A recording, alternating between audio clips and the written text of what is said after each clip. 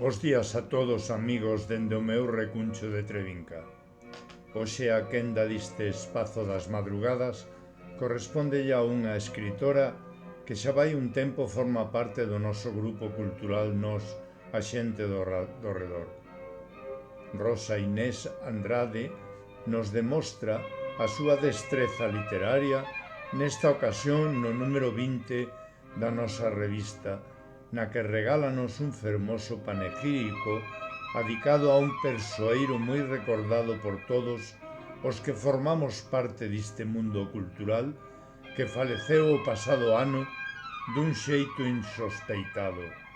Hoxe tentarei poñer voz a este precioso recordo que Rosa fai ao seu amigo añorado. Palabras para Jorge Martínez Bernárdez. Amigo, a túa figura era impecable.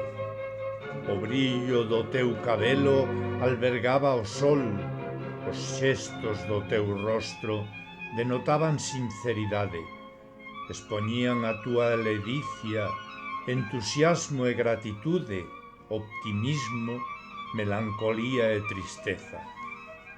Sempre fuches repartindo felicidade ao teu paso, un visionario do tempo.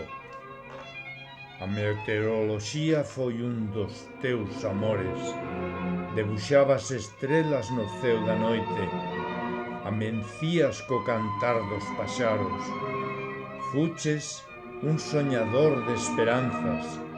A túa fe foi infinita, un abnegado orador fronte ao altar, cursillista de cariño, cofrade perfecto da Virxe do Carme, admirador do Papa Francisco, desfrutabas do Nadal decorando o teu fogar, concursando coas decoracións, regalabas detalles aos teus veciños, amigos e compañeiros.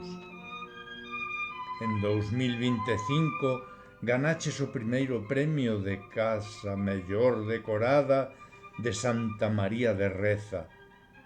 Na túa xuventude fuches bailarín de varios famosos, entre eles Rafaela Carrá, que foi a túa favorita.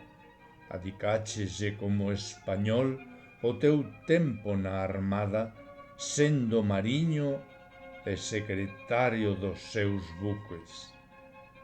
Cantas historias tiñas sempre para contar aos teus amigos e compañeiros.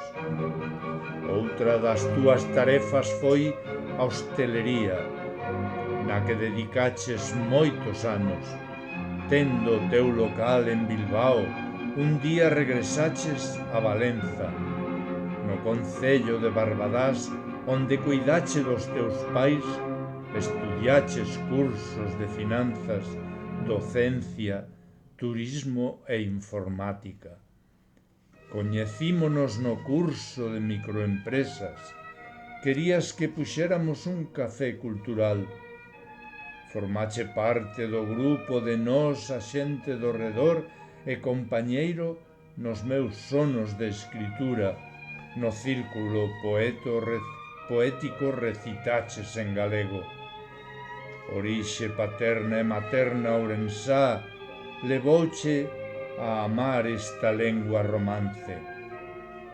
Fomos viaxeiros da nosa historia, deixando as nosas pegadas xuntos no camiño.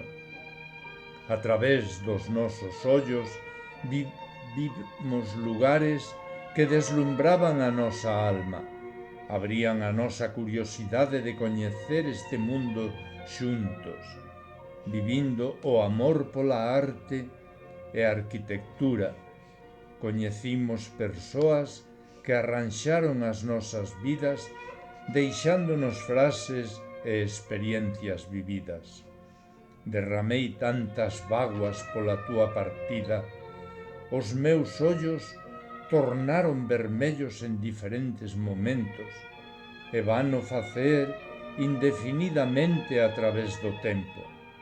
Quérote, meu amigo, irmán, protector e compañeiro. Moitas grazas, Rosa.